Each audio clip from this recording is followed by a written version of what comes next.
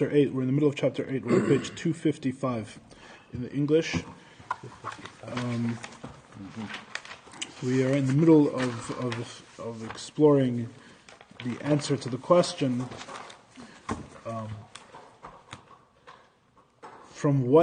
how can we say that God interacts with the world in a sense that the world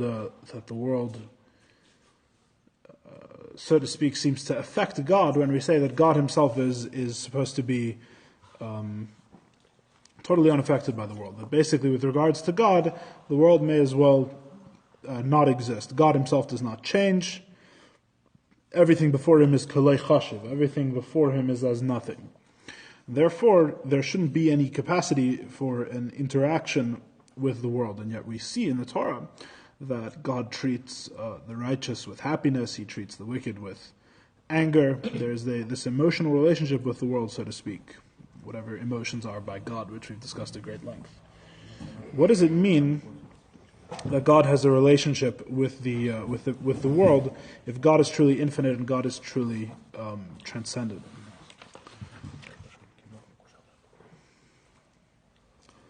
We said it depends on what type of question you're asking. So the first question you could be asking is simply, how could it be that there is any emotional reaction whatsoever?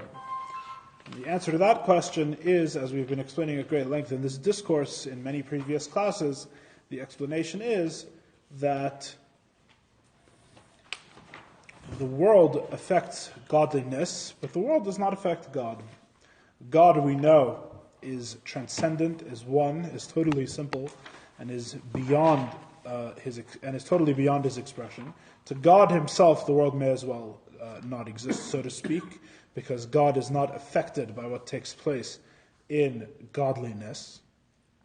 And therefore, when we say that God is happy when a person does a good thing, what we mean to say is that God, in his godliness, at the level of his expression, which is invested in the creation of the world, in the spheres, in the world of Atzilus, which is the beginning of the creation of this world, there is a certain interaction. There is knowledge of what takes place in this world, and there is a response.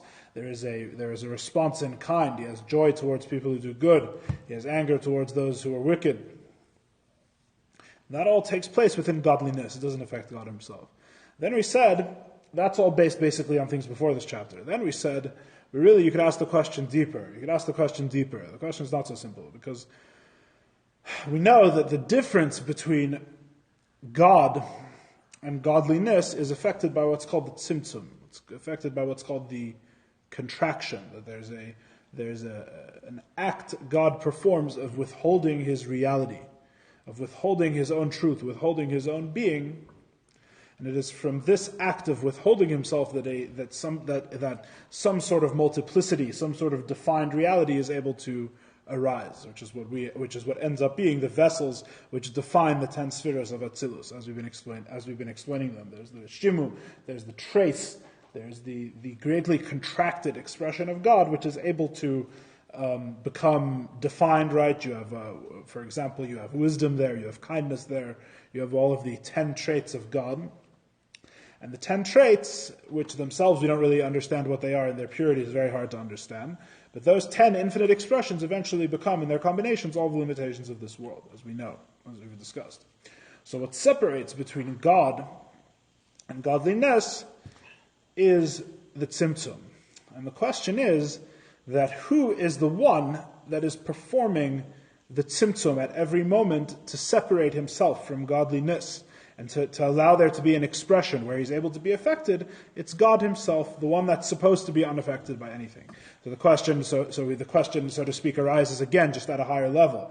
I understand that we only affect godliness, but isn't the creation of godliness itself? Who is the one that is creating this lower reality? It's him. So to an extent, it seems he does care. He is affected. Right? He's creating this. He's creating, so to speak, this reality in which he is affected. We said that there's an analogy for this, to answer this question. We gave an analogy. The analogy is of a father teaching his son, his 1-year-old son, how to do something, how to walk or how to talk. And the son does or doesn't do what the father wants, and the father displays an emotional reaction. But as we've discussed, the emotional reaction is not really legitimate, because the actions of a 1-year-old son, if a person is completely rational, the actions of a 1-year-old should not arouse any emotions in a fully functioning adult, because the intellectual difference between the two is simply too great. There's no comparison, there's, so to speak, no shared perspective by which my theory was that you could say this is some sort of violation of expectation, right? You share an intellectual reality, so you expect someone to act a certain way, and they don't act a certain way. They, so to speak, violate a certain implicit trust, or they explicitly violate the relationship between child and parent. But none of that applies when the child is only 1 year old. They're simply not intelligent enough. There is no shared perspective. There's very little shared objective ground. Right? It's a very primitive, small, and simple creature. And therefore, so why express emotions at all if the father is not really affected? And the answer is, it's for the benefit of his son, right? Because for his son, in order to educate him correctly, in order to be able to teach him most effectively, the son has to appear as if the son is affected by a certain emotional reaction, and therefore the son is more easily led to the right path. Right? He remembers that when he does the wrong thing, his father got angry, or when he did the right thing, he was rewarded, and his father was happy with him. He got candy and rewarded, and all these things. So we say it's a similar analogy to God. What is the analogy? The analogy is that God himself is not affected. He's really not affected, so to speak. The emotional response of the father is exactly zero. But to us, it appears as if it's an emotional response, because at a lower reality, so to speak, at the reality in which he's educating his son, he creates the appearance. He creates these emotions. He generates these emotions. All right? That's basically the analogy. The analogy is don't make the mistake and think that God himself is really affected by what happens, even though he's creating the tzimtzum, because even though he's creating the tzimtzum, he's really only affected. His son is still incommensurate to him. He's really only affected because at this lower level. That's as far as the effect goes. That appears to be the analogy, right? So that makes it a facial veneer. One second. No, I'm not finished yet. Not finished yet. So the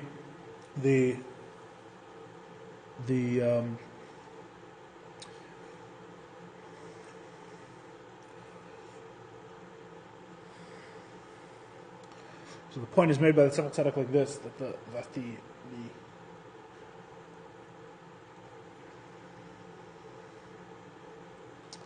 the student will say, the Tzemach Tzedek says, the student, or the one who's asking these questions in this chapter, will say that this seems to imply that the response of the father is an illusion. Right? The response of the father is merely illusory. It's not real. Which the response is that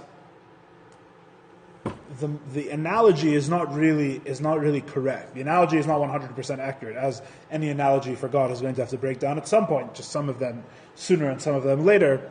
But it turns out this one has a pretty major inconsistency as it applies to God, because when a human being thinks to do something, that thing does not become a reality. Thinking in a human being is an act of potential that is completely unfinished. If thinking in terms of thinking, meaning planning, so to speak, to do something, planning to create something, thinking in order to creative thinking. Creative thinking in a human being is essentially unfinished. It's a potential. It has to be actualized to become a real thing, so to speak. With regards to God, this is not true. With regards to God, the creative thinking is always directly adjoined to action. There's no such thing.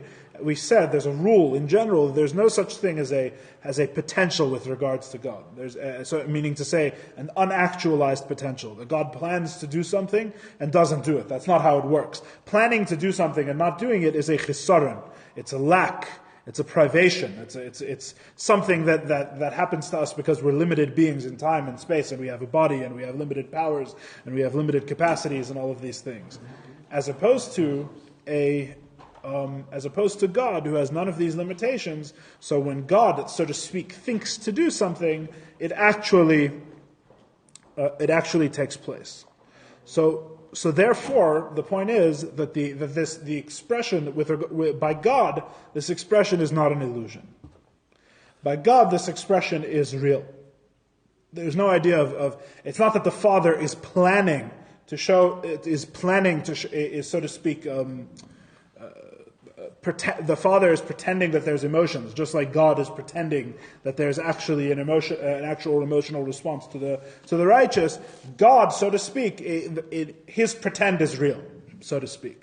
With regards to a person, their pretend is only pretend. With regards to God, everything is conjoined to reality. There is no this idea that there's an illusion, that there's a potential expression, but it's not real. With regards to God, doesn't really apply. It doesn't really hold. Now, God's expression is real. So what are we left with? We're left with there's basically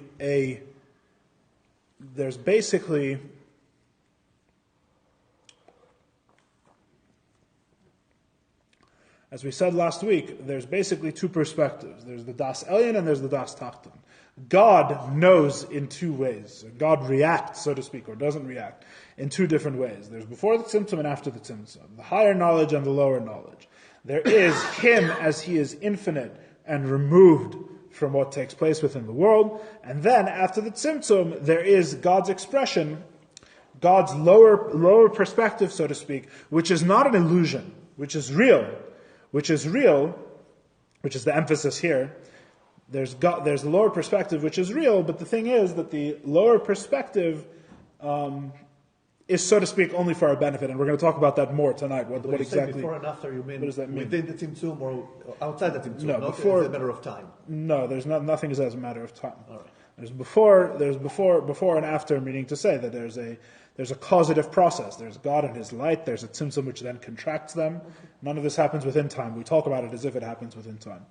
And then afterwards, there's the reality that remains after the Tzimtzum, after God contracts Himself. And so, you have a higher perspective, you have the higher knowledge, and the lower knowledge. And the emphasis here is that both of them are true. The lower knowledge is not an illusion. The lower knowledge is not so to speak, God pulling the wool over our eyes, right? In a sense, the father with the child is pulling the wool over his child's eyes. With regards to God, that's not the case. With regards to God, there's no pulling the wool over someone's eyes. That is actually real. There's a reality to that. But the question is, to what extent is that reality? To what extent is it real? And what does it mean? We didn't really get to the core of the answer to the second question yet. I think there's a reason why this chapter doesn't end here. There's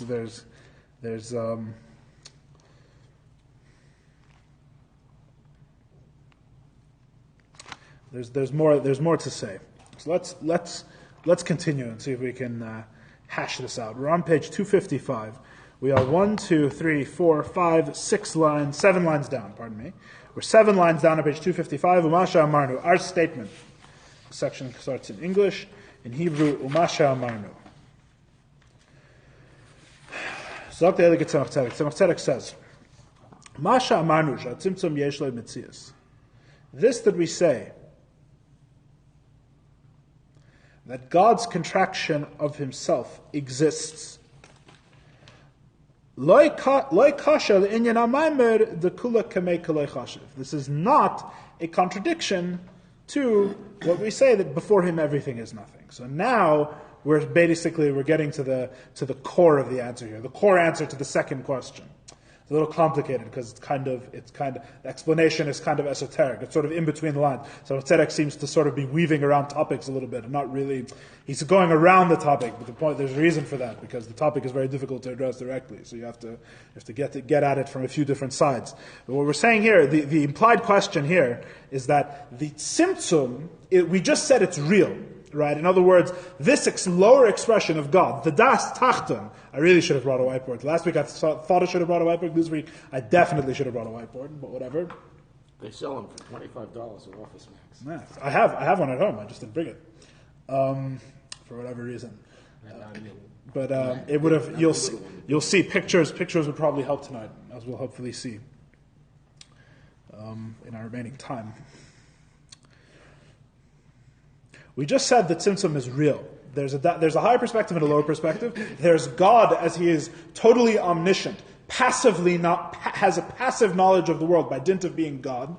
And then there's a lower knowledge, which is, so to speak, like the father putting on the show for his son, except that by God it's not really a show, right? And what separates between them, what, so to speak, is the spiritual mechanism, the metaphysical mechanism. It's very dangerous to talk about mechanisms, because mechanisms we think of as something that's dead. But what's the spiritual means? What's the process? Process is probably a better word. It's better. The less we know what it means, the better. We call it a process. We don't know what a process is, so no problem. So the spiritual process that God uses to create that non-illusory, that real lower perspective in which He's affected by the righteous and the wicked is the Tzimtzum. So what we're saying essentially is that the Tzimtzum is real. The Tzimtzum is a real thing. It's not an illusion. When we say real, we mean as opposed to illusory. That's all we're saying. We're saying as opposed to being something which is a mere sleight of hand, it only appears real to us, but God knows that it's not real at all. We're saying, no, it is real. In God's perspective as well, it's real. It's a real thing. He actually performs. The Tzimtzum is something that is actually performed. There is an expression of godliness which we interact with, where God is affected by our actions. So then, the question, now we understand the question that we're asking. The question is, so He Himself, the one who is supposed to be not affected by anything, He is the one that is making the real Tzimtzum that He should have a lower perspective. In other words, how is it that God, who is not supposed to be affected by anything, I understand that the actual emotional interaction takes place with the lower perspective, but let's not play games. It's all the same God. It's one God. It's one God. He's having who has the higher perspective where He's unaffected, and the lower perspective through the Tzimtzum where He is affected. So if it's one God, how can it be that we say that He's really unaffected because the Tzimtzum is real? The Tzimtzum is something that He actually does. If He's actually doing the Tzimtzum, if He's actually constantly creating, constantly expressing Himself in this lower level, then it would seem that the Tzimtzum is a contradiction. The Tzimtzum is where the contradiction lies, in other words. I understand how after the Tzimtzum, what happens affects only His expression and not Him. It expresses only the Das Tachton and not the Das Elyon. It affects only His godliness, but not God Himself. But the question is that in order to distinguish between God and godliness, to distinguish between His expression and Him Himself, there has to be a constant action to create the lower expression. And what creates the lower expression is the Tzimtzum. And the Tzimtzum, we seem to be saying, is something which is real. It's something that He actually does. It's not an illusion. So the question really lies in the Tzimtzum.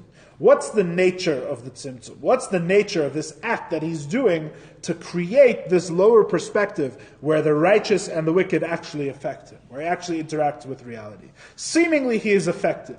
Seemingly, how can He constantly be creating this Tzimtzum? How can He be constantly limiting His reality and limiting Himself to allow this lower perspective to exist, and yet we say He's not affected?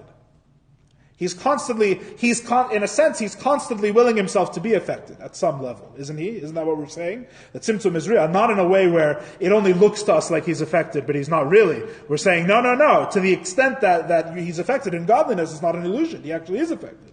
So He's constantly willing that He should be affected. How is this not a contradiction to the idea that He is completely unchanged, and that the creation before Him is kula kamei kulei chashiv, that everything is as if it isn't. That he is the same, He doesn't change, like we said in earlier chapters. Ani havayale shenisi, I am the God who doesn't change. That before the 6 days of creation, after the 6 days of creation, makes no difference whatsoever to God, so to speak. God didn't change. So how can we say that God doesn't change if the Tzimtzum is real and He's constantly performing the Tzimtzum to allow there to be a godly perspective where He is affected by the world? That's the question. And there is an answer for that? And one possible way to see that is that it's the way light emanates from a flashlight. Yeah. It goes out, right? And is it possible, and it hits, and it reveals, right? Yeah. But now, could you say that the light somehow has a... No, it's impossible because it's infinite light. It doesn't. Light. Let me explain to you. Let me. Can it be reflected back? But it's not makif and mitlabish? What would it hit? Sorry? It's not makif and mitlabish? The answer to this question? I don't know what that means. It's like the light. We've already explained. The question is not about the light. We've already explained why light itself is not a contradiction to this.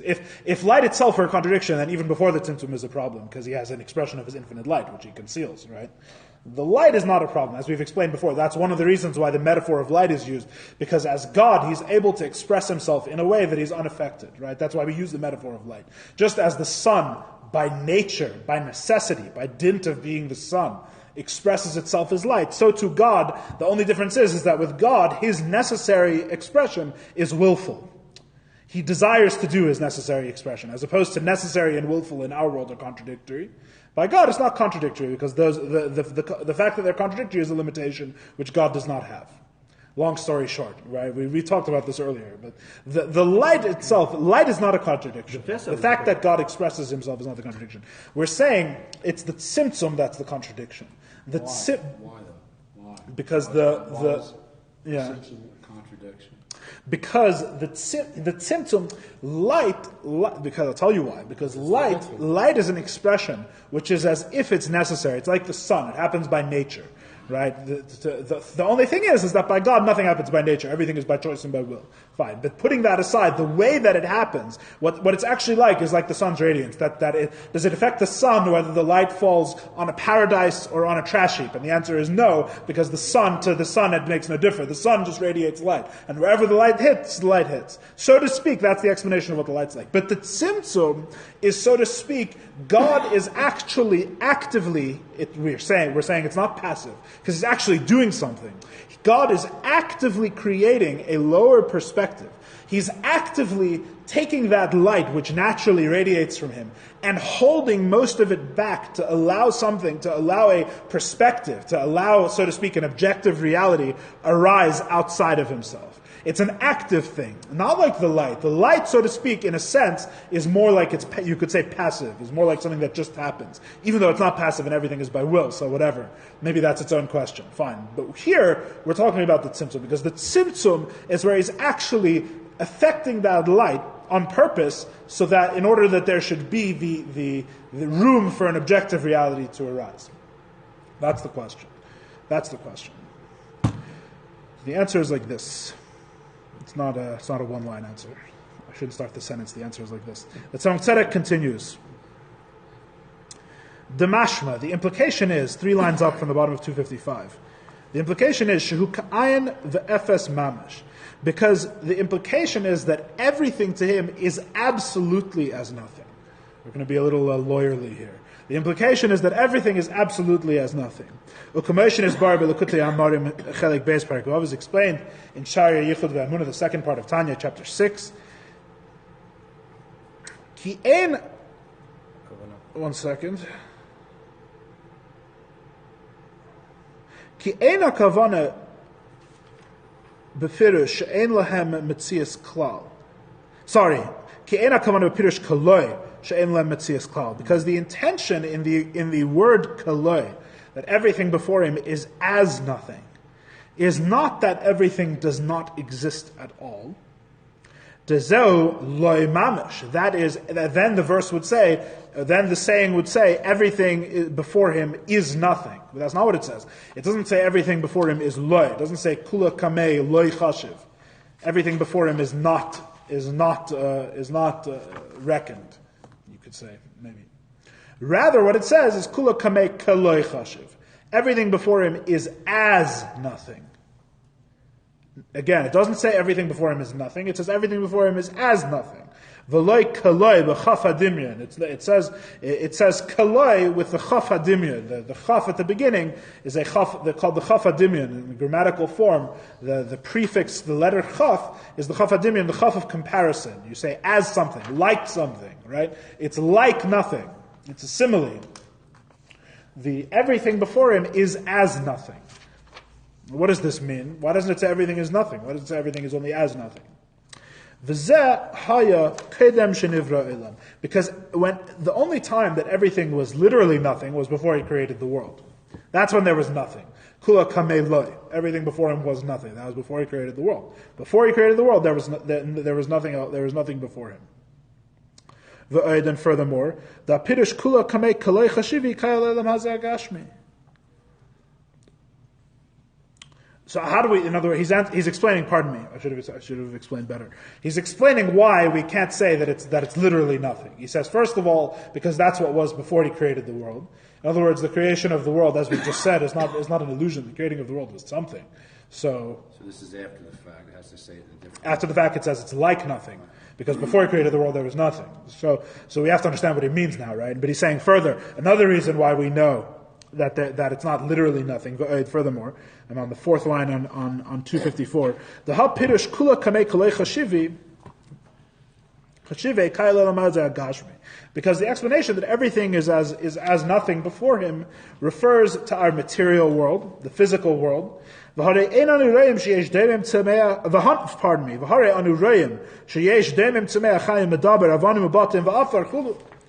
we see that there is a world. We see that there's inanimate objects and plants and animals and people and stones and houses. It's very interesting that he says stones and houses, because that's the famous metaphor of creation in Sefer Yetzirah. It can't be an accident. Va'afar, and dust. Right? He says we see that there is a world here. In other words, which is also very interesting, because we know it's famous, as anyone who's dabbled in philosophy knows, it's a famous question as to whether the senses are to be trusted, etc., right? But the conclusion is that almost certainly, if you want to make any rational sense of the world, you do have to say that the world exists and your senses aren't lying to you, right? In other words, we're saying here, you're going to tell me the world is not. The world is, obviously. The world is. What's the question? What is stone and houses? I mean, what's the difference? It's Sefer Yetzirah or here? No, here. I don't know why it's saying here. It says avanim ubatim va'afar. Stones and houses and dust, earth. What's in Sefer Yetzirah about? Sefer Yetzirah, it's referring to the letters. It's referring to the way God speaks the world into existence. It says each letter is a stone, which is very interesting, which is a metaphor that's brought into Chassidus in many places, because it's talking about the vessels, and how the vessels have no life of their own. The vessels are like inanimate objects. They're like stones. And then the creation of the world is like building houses. That's where it says very famously, right? 2 stones build 2 houses. You have 2 letters. You have Aleph Beis and Beis Aleph.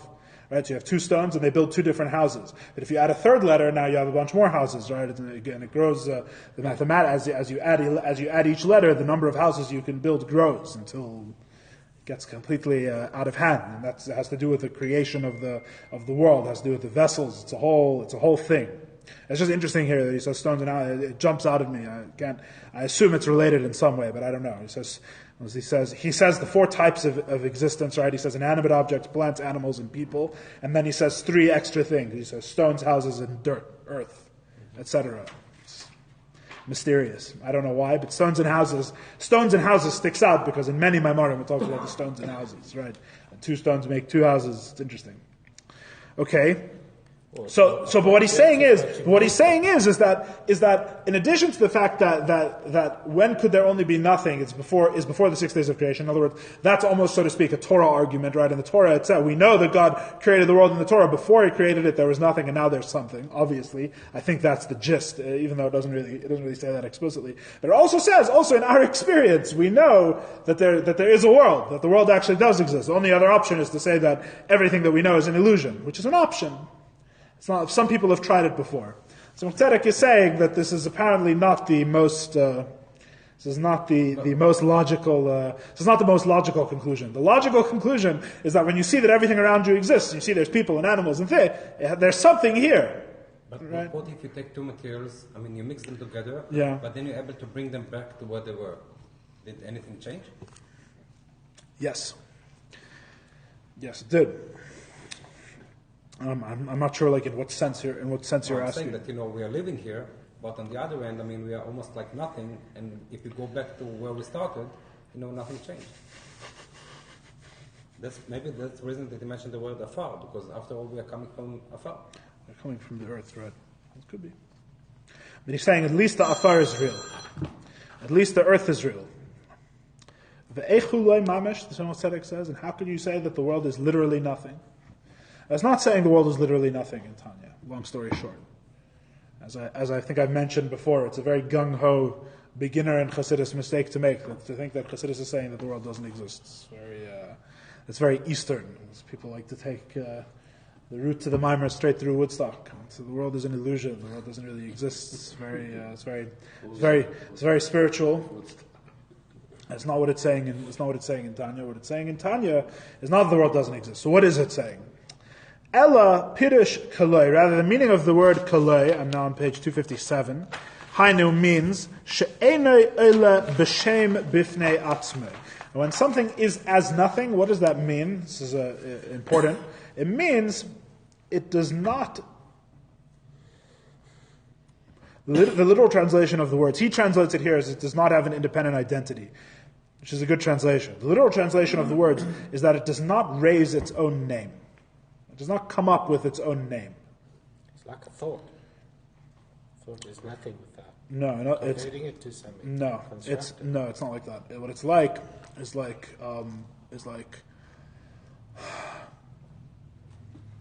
We'll be very simple. We'll have other better metaphors. So I want to use a bad metaphor first. Now, let's say you have salt in the soup, right? And the salt dissolves in the soup, and you give someone a spoon of the soup to taste. You don't say, "Here, taste the salt in the soup." You say, "Here, taste some soup." But there is salt in the soup. It's not loy. It's not that there's no salt in the soup. If there was no salt in the soup, you'd have to add more salt. It doesn't taste right. It doesn't raise its own. Literally, what we're saying is it doesn't raise its own name. Whereas he translates it as no independent identity, right? When the salt is in the soup, what you have here is soup. You don't have salt in the soup. You have soup. It's not a perfect example. We'll have better examples, but that's what he means by enoi ela b'shem bifnei atzmai. It doesn't have its own name. When you look at the thing, what is there is soup. The soup happens to have salt in it, okay, but the salt is not an independent identity. It doesn't have an independent identity anymore. The salt doesn't have its own name. You have someone who's serving soup. No one says, "I'm serving soup with salt." You say, "I'm serving soup." Right? It's a collective name. Keziv hashemesh kshu beguf kader hashemesh she'ena ela b'shem b'fnei atzmai klal. But that's not the metaphor. Salt in soup is not the metaphor given by Chassidus. The metaphor given in Chassidus, very famously in Tanya, is like the ray of the sun. This is where some drawings would have been helpful. When it's within the body of the sun itself, that where it does not have its own name at all. The metaphor is like this. The metaphor, how much time do we have? We're going to go over, because we started late. Okay.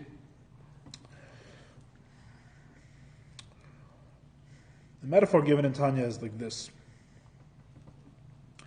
You have the sun, and you have the sun, and you have the sun's light, right?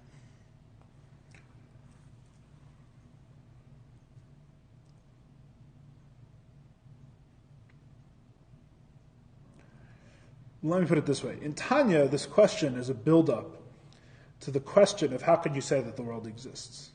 About, I think, four chapters into Shar Yichud Ve'emunah, the Alter Rebbe asks this question. He ends the chapter on the question. He just says, so given that all this is true, how can we say that the world exists? That's basically that's where he's up to in chapter 4. What is this metaphor is used to get to that position. Because the world is created by the word of God. And this is what it says in Shar Yichud Ve'emunah, right? So when we imagine, I'm cutting out most of what it says there, obviously. I'm just going to give the very brief, go see there for the whole story. I'll give you the summary. The summary is that the God creates the world by speaking, right? He says, let there be light, and there was light, right? It's a misreading of the story to think that he says, let there be light, and then light arose on its own, or was created from somewhere. The meaning of what it says in the Chumash is he said, let there be light, and the words, let there be light, became the light. That's what it's saying in the Chumash. God speaks the world into existence. This is another metaphor. It's different than light, right? It's a different metaphor. It's a different metaphor for the way that God creates the world, basically. So, the world is therefore invested with a godly energy. God, so to speak, radiates the world. He speaks the world into existence. He invests some of his reality into the letters, into this godly power, and that godly power is what sustains the world in reality at every moment, what creates it from nothing and sustains it in reality at every moment, right? Basically, what the Alter Rebbe is, the summary of the thesis of the first couple of chapters of Shar Yichud Ve'emunah is that if the world really is created from God is created of godly energy, it comes from God, and is truly created something from nothing, then the world is nothing but an expression of God. That's all the world is. The world has no independent existence whatsoever. That's what he's talking about there. So in the process of explaining to what extent the world does not have an independent reality of God whatsoever, he explains like this. He says the world is created by godly energy like a ray of light that comes from the sun. But the ray of light that comes from the sun actually travels and leaves the sun, right? You have the sun that's in one place, and you have the world that's in another place, and the ray of light travels between them, right? To illuminate. That's how the sun illuminates the world, right? With regards to God, the godly energy, there is no, and it's a long story, but you can see in Shari Chadimun over there if you want to know more about this. You can go read the second section of Tanya. But with regards to God, the sun and the world are not in two different places. Long story short. With regards to God, the sun, maybe a little more on this towards the end of this class, the sun and the world are not in two different places. Therefore, the ray of light is not like a ray of light as it leaves the sun. The ray of light which creates the world is like a ray of light as it's still within the sun. Because you reason, the reasoning is, the logic is very simple, that if the sun emanates a ray, if the sun emanates a ray of light and it leaves the surface of the sun at a certain strength and intensity, where does it come from? It comes from within the sun, right? The ray starts, and it may not start in the exact same form necessarily, right? It may be expressed there in a slightly different way. I don't know the physics of how it works exactly. But the ray of light, obviously, is not generated at the surface of the sun. The ray of light is generated within the body of the sun. It doesn't just come off outside of the sun, it goes within the sun as well. On the contrary, it says in Tanya, the ray of light within the sun is much more powerful than the ray of light outside of the sun. Because the closer it is to the source, the closer it is to whatever generates that light, the brighter and more powerful and more powerful the light is. However, the ray of light, the point the Alter Rebbe is making there is that we are only able to distinguish the ray of light as its own separate reality because it happens to be that the sun ends somewhere and then this ray is expressed. But since the sun and the earth are in the same place, in the metaphor, right, the light never leaves the sun, then you don't really have a ray at all. You have one, but you don't have one, right? It's koloi. It's as nothing. It's not as if within the sun there is no ray. Contrary, I just said, the ray is stronger within the sun than outside of the sun. But when the ray is within the sun, what do you say is there? You say the sun is there. It's just like you say the soup with the soup. You don't say you're serving soup with salt. You say you're just serving soup because the salt is within the soup. Very bad. That's a very bad metaphor. The very good metaphor is the ray of the sun when it's within the body of the sun. Right? The difference is, right? For example. No, so you're saying, even though the light leaves the sun doesn't lose anything. No, I'm saying that that metaphorically speaking, with regards to God, the ray never leaves the sun at all. 1 second, we'll get there in a minute. I'm going to explain what that means, but more in terms of our mimer. That's why I don't want to explain it in those terms, because it would take a whole class just to explain what's going on over there. So the point is, that's what he's saying here. He's borrowing the metaphor from Tanya for our purposes, which I'll try and explain better in the language we've been using in our class, okay? But he says, what does it mean? But what does he mean when he says the world is as nothing? It doesn't mean that there's nothing. It means that the world is not illa b'shem b'fnei atzmei. The world doesn't have its own name. Just like the ray of sun within the sun, only the sun is there. If you could see the sun, you would say, oh, look, here's the sun. You wouldn't say, look, here's the rays of light, that the sun with the rays of light that are within it. There's only the sun, okay? That's the metaphor. Which does not, and it doesn't have its own name at all. Le'izroyes le'yesh. To appear, it does not appear as a distinct entity. As it does when the light hits the earth where we are, because here the sun is not. The only reason why we say, look, sunlight, is because we're not within the sun, we're outside of the sun. From outside of the sun, you say, look, there's sunlight. From inside of the sun, so to speak, if the sun were everywhere, it would just be sun. There would be no sunlight. There would be sunlight, pardon me, I have to be clear here. There would be sunlight, but it wouldn't have its own name. It wouldn't bother mentioning, so to speak, because why mention the sunlight when you have the source of the sunlight when it's within the sun? It's the sun. You have the sun here. It's contained within the sun.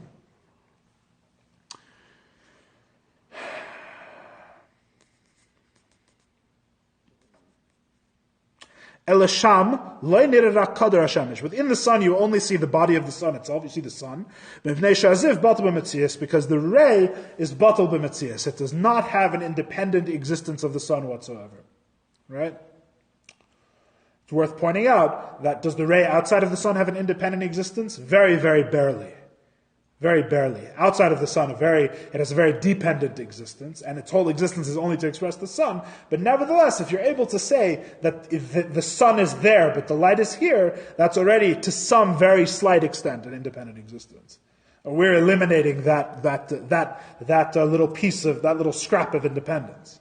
Right? We're saying that the ray never even leaves the sun. And therefore, it has no independent existence from the sun whatsoever.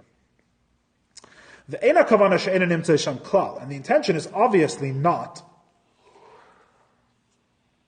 that the ray does not exist there at all.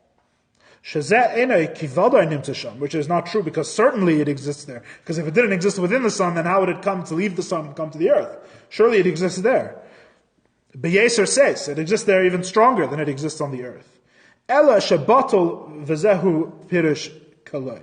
But when it's within the sun, it is nullified to the sun's existence. All that there really is there is all it is totally one with the sun, and therefore we say it is as nothing. Okay.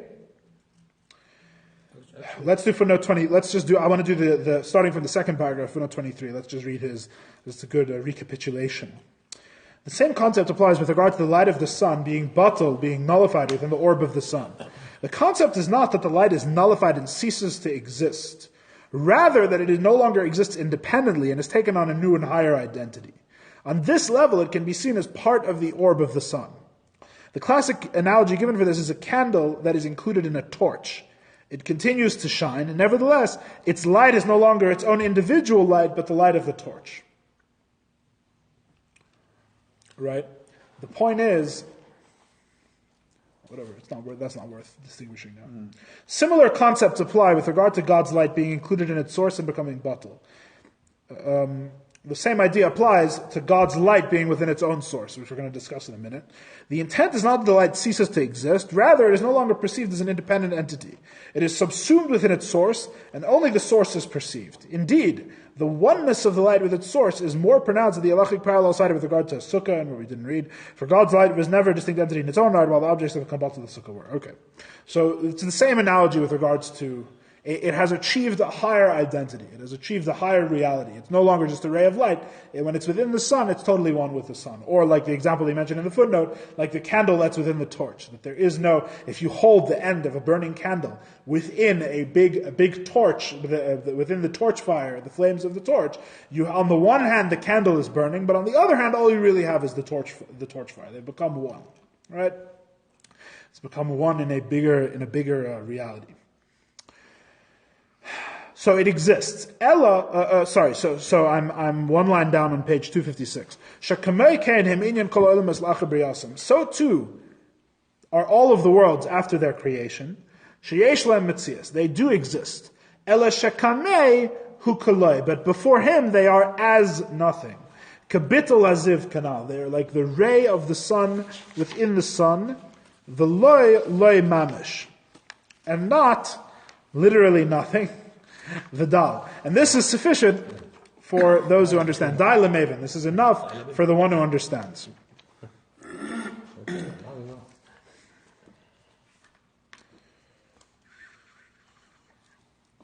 you the maven?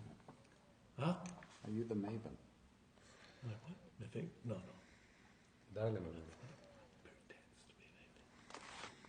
What does this mean?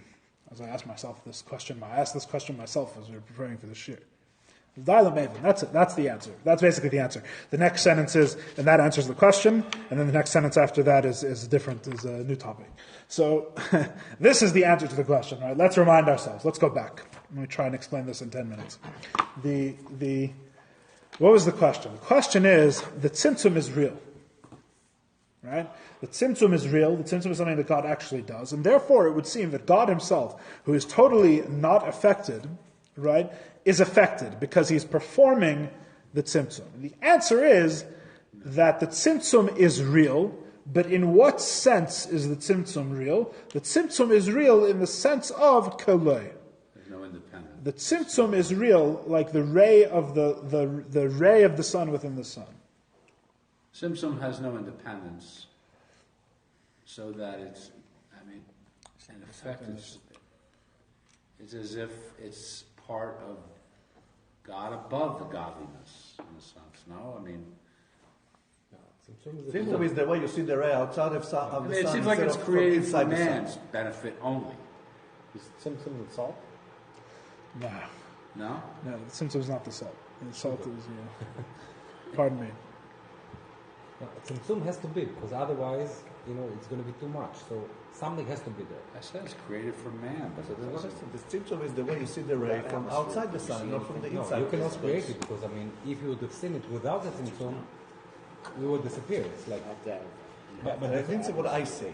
But I think there's something can be else. seen. We're talking about the sun makes light, and that's not the truth. Sun has energy. The energy could be expressed as light. For us it's light, but it's not necessarily like you buy gasoline. Who said gasoline dries? Did you see anything? Gasoline can make it dry. אתה מסתכל על הקטע הטכני. No, but is it? It's like this. It's like this. We explained earlier. Yeah. We explained earlier that the tzimtzum is loy kapshute. We explained earlier the tzimtzum is non-literal. This is connected to that idea. What does it mean that tzimtzum is non-literal? So if you recall and you'll think back, right? We said that the tzimtzum, the contraction, doesn't affect God and it doesn't affect His light, right? There were two levels to the way that the tzimtzum doesn't affect anything, right? Really, we've answered this question earlier in the Maimer, which is interesting. It's interesting that the order of the Maimer is like this, because I think if I understand it correctly, which is a big if, this question was in a sense, so it was answered already, but very parenthetically. So now we're bringing it back in an important way. I didn't look it up again back where it was mentioned earlier. It may even be that earlier he says that it will be spoken about later. It's quite possible.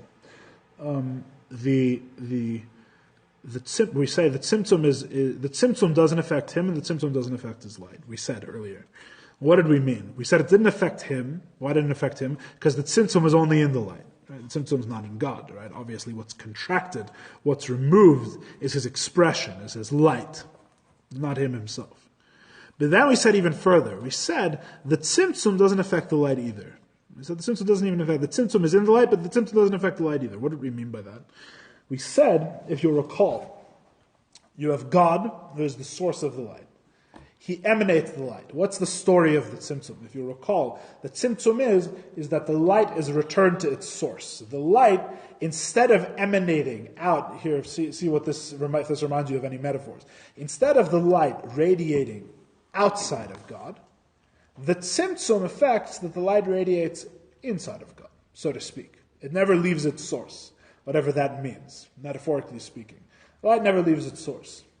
Don't think the analogies are exactly the same, because I think you'll get confused, because I don't think they're exactly the same. But the light never. This is what we said earlier. What does it mean that he makes it tzimtzum? What does it mean that he removes all of the light? It means that the light returns to its source, because there's nowhere to remove it to, obviously. Right? It's not like there was space. It's not like there's somewhere. He says it, I think it's the Arizal. The Arizal says he puts it on the side. He puts it on the side. It's the side of what? I don't put it, when he says he puts it on the side, what it means is that the light never leaves its source. So what the tzimtzum affects is that before there was God and the light was radiating out of him. And now, what does the tzimtzum affect? The tzimtzum affects that the light never leaves. The light doesn't radiate outside of him. And then what happens is that this affects that the kav which is sent forth is affected by a reshimu, is affected by the tzimtzum basically, and that allows there to be a relatively non-infinite expression of God, a relatively defined or lower expression of God. That's basically how we say the tzimtzum works. So what the tzimtzum affects is that where before there was an expression and a, so to speak, a knowledge, the truth of God, the name of God was everywhere, now the name of God became concealed within himself, to make room for there to be, so to speak, the name of something else. But the tzimtzum doesn't even affect the light. And the answer, we say, why not? Because the whole thing, the whole metaphor in the first place doesn't hold with regards to God. Because with regards to God, there is no inside God and outside God. This whole idea that God is here and the light radiates out, but He's not where the light is radiating to, is ridiculous. What's the out? What's this? Nothing has been created yet. What's this outside of God where the light is radiating? And the truth is that initially the light was radiating within God, and afterwards the light was radiating within God. What's the difference? What's the difference? The difference is that from the perspective of a person, if they were standing, so to speak, outside of God, whatever that means, now they don't perceive the light. That's the difference. The difference was, I've said this all before, this should sound vaguely familiar to someone. The difference is that if the receiver were to look, they would now no longer see the light. But with regards to God, before the light was emanated and it was within God, and now the light is emanated and it's within God. What is the tzimtzum? That's why the tzimtzum is, so to speak, non-literal. The tzimtzum is, he removes his light, but does he really remove it? The answer is that what's being changed is not really the light itself. What's being changed is not God, and what's being changed is not the light. What's being changed is that now there's a room for a receiver. That's really what's being changed from the receiver's perspective, right? Now keep in mind that in this case the receiver happens to also be a das tachten. In other words, it's not fake. It's not, the receiver is not an illusion. On the contrary, God is, so to speak, the receiver as well. Don't try and understand it. Well, you can try and understand it. I'm not worried. God is the receiver as well. Das tachten. He creates the world of Atzilus, the lower perspective, which is there's Kelly. That's what you're saying. There's Kelly now. There's a vessel. But what is the vessel? The vessel never leaves. The vessel is never anywhere outside of God in the first place. The only thing that it is that it's something which perceives itself as separate from God in some way. It has a self-perception, right, that it's separate from God. That's what the kli is, so to speak. We've said all of this before. But what does this mean for us here? What we mean, the question is, how is it that God is able to, at the same time, create a tzimtzum and yet remain totally unaffected? Because the tzimtzum is creating constantly this receiver. And so the question is, doesn't that mean that God is affected? Doesn't that mean that God is constantly creating this? Doesn't that mean that God is constantly creating this das tachten? Because that's what we just said the tzimtzum does. It creates the receiver, right? So this tzimtzum is constantly creating this das tachten. Just like the Father is constantly preparing this emotional reaction for His Son. The difference by God is that it actually happens. It's not an illusion. Right, that's the difference. It's not just for the Son. The Father is actually feeling the emotions with regards to God. The Son in the metaphor is, so to speak, us, or lower realms of reality. The emotions are Atzilus. Atzilus is actually real. God's spheres, the spheres and the das tachten, that's all real to God. It's not just the potential. So the question is, but how is He not affected by constantly contracting Himself to allow this reality to exist? Because it's only the das tachten, it's only His light, it's only His expression, it's only the godliness which is affected. Not God Himself. Pardon me. Not God. It's only the lower expression that's affected. It's not God Himself. How is that possible? He's constantly creating a tzimtzum, and the answer is because what is the tzimtzum? The tzimtzum is kaloi. The tzimtzum is like the ray of light within the sun. What has really changed? What has really changed? To what extent has God changed by the tzimtzum? The tzimtzum doesn't really change anything. The tzimtzum doesn't affect God Himself. And what we've been asking is, doesn't it affect His light? Because it isn't He constantly concealing His revelation? Right? The answer is, what is God's concealing His revelation? God's concealing His revelation is just another form of revelation. God's concealing His revelation is really just expressing His revelation differently, because there is no concealment. It's not that before it was outside of Him and now it's inside of Him. It was always inside of Him in the first place. There is no real difference. The tzimtzum is not kipshutay. The tzimtzum is not real. The tzimtzum is real. As we said before, the world of Atzilus is real. It's a real expression of God. God is really affected in the world of Atzilus by our actions, by the actions of the righteous and the actions of the wicked. But what is that itself? It's like the ray of the sun within the sun. With regards to God, with regards to its relationship to God, there is no change whatsoever. It is all taking place. It was just as it always was before, where His light is completely expressed. His light is completely expressed. So too now, the tzimtzum does not affect the way that His light was completely expressed. The tzimtzum is both real and not real. It's koloi. It's something which is real, but it's loy ola b'shem. It's loy ola b'shem. It doesn't have its own name. It's like the ray of the sun within the sun. That's the reality created by the tzimtzum. The way it's explained in other parts of Chassidus, to explain the same idea comes from a different angle, where it explains that God's ability to conceal Himself and His ability to reveal Himself are really just two sides of the same coin. They're the same. It's another, just like there's kula kamei kulei chashiv, and there's aniyah v'aylo. There's like all these catchphrases, like headers, chapter headers in Chassidus. So there's another chapter header which is called Havai v'lekim kula chad. That God's light and the tzimtzum are really the same. They're really two sides of the same coin. Two sides of a one-sided coin, you could maybe say. There's the two sides of a Mobius strip. The God in His expression and God in His concealment are really the same thing. God, you can't conceal yourself with yourself, as it says in Chassidus. The concealment is really just more sun. You're saying the sun's not really here because there's a ray here. You're missing the whole point. That's what he's saying. He's saying you forget how this works. The sun's not here because there's a ray here. What is the ray? The ray is the body of the sun. That's what the ray is, right? Another example is given in the Sifrei Kabbalah. It's like if you see I think it's a snail or a tortoise, a shelled animal, where the shell is part of the body of the animal, right? It's like you see a snail or a tortoise, right? And you say, oh look, there's the snail and the tortoise. And then they pull in, right? And they go into their shell, they're concealed. And then you point at them and you say, oh look, there's the snail and the tortoise. The question is should you really say that there's the tortoise's shell? And the answer is no, because the shell is part of the tortoise. In other words, you can't conceal yourself with yourself. The whole idea that this act of the tzimtzum somehow affects God's expression is patently false. In fact, the way it puts it in V'yadaita Moskova, the way it puts it in a very famous discourse that the Rebbe Rashab said, let's see, he said it 120 years ago, this winter, I think, if I'm not mistaken. So he said, the way he puts it there is that, how does he divide it up? He says, there's more revelation in concealment. No. What he says is that I'm trying to remember. Pardon me.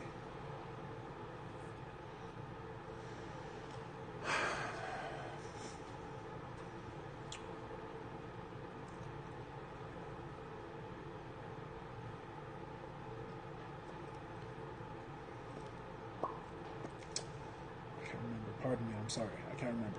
But the way he put basically what he says is that the tzimtzum from God's perspective is the exact same as the expression of His infinite light. The difference in perspective is from our end. The metaphor, one of the metaphors that he gives in that discourse, has to do actually with he uses the Mishnah as a metaphor, right? How much time do I have? I'll use the next 2 minutes to give this metaphor, and then we'll be finished for today. The metaphor he gives is that God expressing Himself to the world. It's a pretty wild metaphor, actually, now that I think about it. God expressing Himself to the world is like a teacher teaching his student, right? The goal is the teacher wants to teach the student everything that he knows. 100%, right? So, let's say you have Rabbi Yehuda Nasi, right? Now, I don't know if you know this. You know the way the oral Torah worked, right? The oral Torah was actually oral. Nowadays, the oral Torah is all in books, which is ironic. Which was never supposed to happen, but actually did happen, and this is part of the story. Why? The oral teaching was completely oral from Moses, from Moshe Rabbeinu.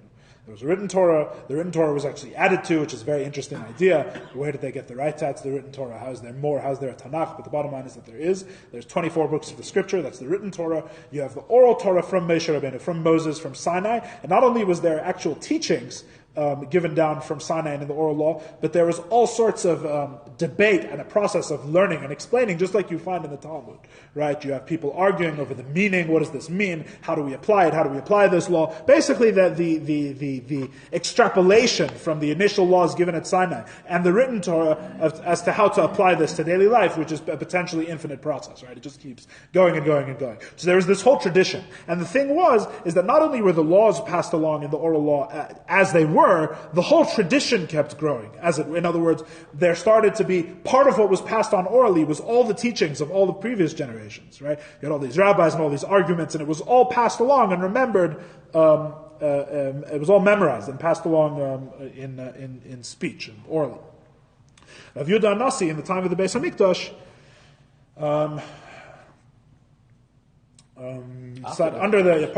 the Roman rule, he decided that people can't remember as well anymore, and also the Jewish people have been persecuted. We're leaving our land now. We don't live in peace anymore, and since we don't live in peace, this is not going to work. What if it just takes one act of violence and this whole chain could be broken forever? So he decided to write it down. But interestingly, what he decided to do is he didn't decide to write it all down. For whatever reason, this is worth a discussion at a different time. What he decided to do is he wrote down basically a mnemonic, which is called the Mishnah. The Mishnah is a mnemonic. The Mishnah was never supposed to be the whole oral Torah. The Mishnah is quite a short book, actually. If you actually just write the words of the Mishnah is like this big. It's quite short. Very compressed, very terse. And all it is it's supposed to be a mnemonic. It's supposed to help remember the essences. The entire law is basically, if you understand how to unpack the Mishnah, he compressed that entire oral law into this quite small and short book. How's that mnemonic? Reminder? Mnemonic, yes, to remember. Mnemonic is... Siman. Oh, okay. Siman b'Lashon Torah. It's like IBM. It's a mnemonic for international business system. So it's a terse sort of encoded expression, right? And then what happened is that eventually the people got worse and worse in learning, and they weren't able on their own to unpack everything that was put into the Mishnah. And so later, a little bit later in Babylon and also in Jerusalem, there basically became a Talmud where they got all of the students of all of the Mishnahs and all of these things from various different schools to all come together and submit everything that they knew and everything that they had learned out since the time of the codifying of the Mishnah, and they put that together in the Talmud, two Talmuds, the Jerusalem Talmud and the Babylonian Talmud. And the Talmuds are basically the records of their discussion, basically the minutes of all of their discussions and all of their teachings, and all sort of synthesized into this very messy and amazing, very large book, right? The Rebbe Rashab says like this. This is all to explain the Rebbe Rashab's metaphor. We're way over time. Pardon me. Two more minutes. The Rebbe Rashab's metaphor is like this: that the Rav Yehuda Hanasi, the one who compiled the Mishnah, he's the one. It's really, you could say it in computer science terms as well. He's like WinZip, right? He is zipping the file up. He's compressing it. He's making it into a very small form called the Mishnah. All of this teaching into this little book. But the thing is that when Rav Yehuda Nasi, when he looked at the Mishnah, what did he see? He didn't see the words of the Mishnah. He saw in the words of the Mishnah, because it's said as in the Gemara that everything that's in the whole Talmud is in the words of the Mishnah, if you know how to learn it properly. The whole Talmud is in the Mishnah, if you know how to learn it properly. So the entire Jewish oral law, basically, is in the Mishnah. So when he saw it, he saw in every letter, he saw in every choice of each precise letter and everything, he saw all of the teachings. And it gets to the extent where he didn't actually need to he wouldn't have had to keep a copy of the Talmud around to remind him of all of the huge library of teachings that's within the Mishnah. He could just look at the Mishnah and see it. He could see it there. He could see it within the words. Right? So it's like this. So if Rav Yehuda Hanasi just gives the book of the Mishnah to the student now has everything that Rav Yehuda Hanasi knows about the Jewish oral law. There's only one small problem. The small problem is that to the student, because of the student's perspective, from the way the student sees, he has nothing. The student has this very small book, and even that book he doesn't understand, and he has nothing. Even the simple meaning of the book he doesn't really understand. The student has nothing. He has everything and he has nothing. And the whole process of a student's life, it says, what's the term from the Gemara? The term is, after 40 years, I understood the teachings of my master. The student's role is for 40 years to slave over this compressed knowledge and figure out how to break it open and extrapolate it. And this is the Rebbe Rashab's metaphor for the Tzimtzum. The Tzimtzum is like Rav Yehuda HaNasi turning his knowledge into a finite, terse, small book. But everything is, from his perspective, everything is in it. When he looks at the Mishnah, everything is there. No tzimtzum. There is no tzimtzum. The Mishnah is just what he knows in different words. And it's all in there. The student, on the other hand, when he gets the Mishnah, he feels like he has nothing. But really he has everything. And the only difference is that he hasn't reached the place where Rav Yehuda HaNasi has reached. He hasn't learned how to unpack this Mishnah. So the world, really, the Mishnah is like Atzilus, because there's another level of this metaphor which I won't go into. The Mishnah is like Atzilus. So Atzilus is like the Mishnah. It's the Tzimtzum. The Tzimtzum, from God's perspective, there is no Tzimtzum. The Tzimtzum is non-literal. Atzilus is like the Mishnah, is to Rav Yehuda HaNasi. The Tzimtzum, the lower perspective, the lower perspective where God is affected by the world, that whole reality is real. It's real like the Mishnah is real. But to him, when he looks at it, he doesn't see the Mishnah. He sees everything that he is. The only thing is from our perspective, what does the Tzimtzum actually accomplish? What's the one thing that it does do, is that it allows us to have that without being him. That's what it accomplishes. We can have everything that he knows without being him. That's the difference. That's what allows it to be a relationship, because we can, and we meet. Where do we meet Rav Yehuda HaNasi? We meet him in the pages of the Mishnah. Just like where do we meet? Where does our reality meet God? In the world of Atzilus, in the Das Tachtun, in that lower expression. So it's the same thing. It's a perspective issue. He has to allow. There's never really a concealment. None of his knowledge has been held back.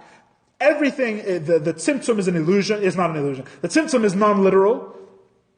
What does it allow? It allows us to exist as people who have an independent existence, an independent reality from it. That's the answer. That's the answer to the question in this chapter. Okay, L'chaim.